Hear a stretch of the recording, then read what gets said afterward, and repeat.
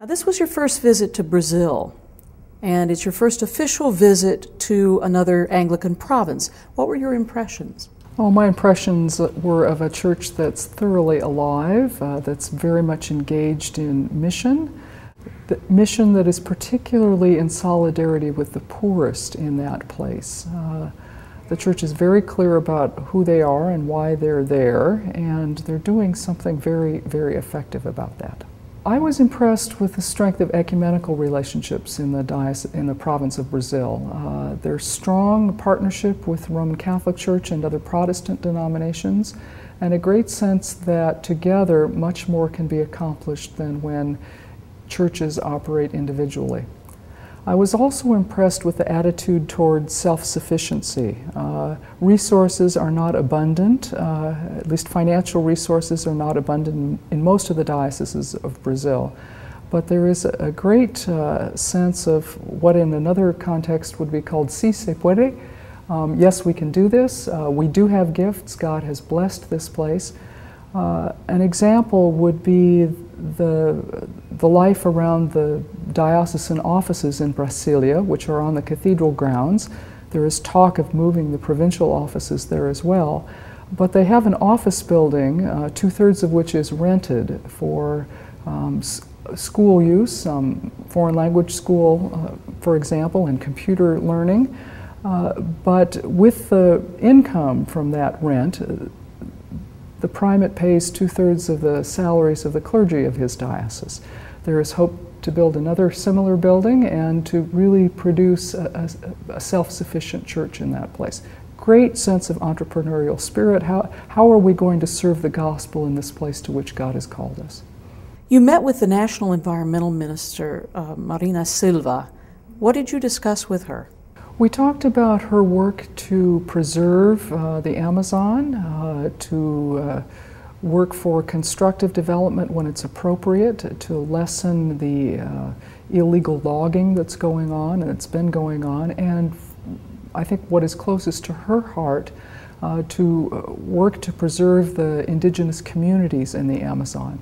She herself comes from that cultural background, and the half a dozen bishops that went with us were really understanding the visit as an opportunity for pastoral support for her. And we prayed at the end. It was a remarkable experience. Is the church aware of this environmental emphasis? Are they involved in preservation efforts? Very much so. Each of the dioceses in its own way is working for constructive, appropriate development, development that considers the lives of the people who live on the land, in ways that respect the relationship between human beings and the rest of creation. Now, what's happening with companion diocese relationships between our church and the church in Brazil? There are several, but there is a great cry for more relationships. There's lots and lots of opportunity. There is a beginning relationship between the Diocese of Curitiba and the Diocese of California. There's a long and well-established relationship between the Diocese of Brasilia and the Diocese of Indianapolis, and also the Diocese of Bor in Sudan. But there is a great cry for more.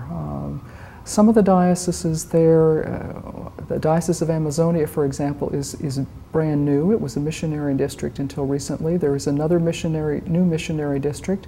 Each of those dioceses could benefit from relationships with the churches here. And we could learn a great deal from their experience as well. Now, you were given a special gift by Bispo Piraz Andrade. What was that?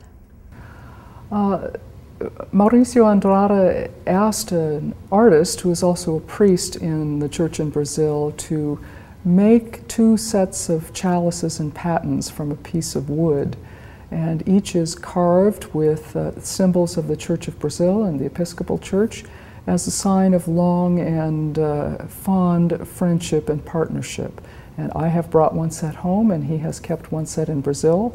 The 2 sets were used at the 2 Eucharists we celebrated there, and it was a remarkably powerful experience to be part of that. Of course, there was a tragic plane crash in Sao Paulo not long after you left. Have you had a chance to speak with Bishop Andrade? We have communicated electronically, but we've not had a chance to speak on the telephone. It was a A great tragedy. 200 people were killed. There was a second plane crash in Brazil that did not result in loss of life within 24 hours of that one.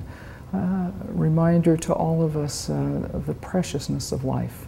And it has to be said that the relationships and the empathy for another person's suffering is stronger when we know something of that person and their context.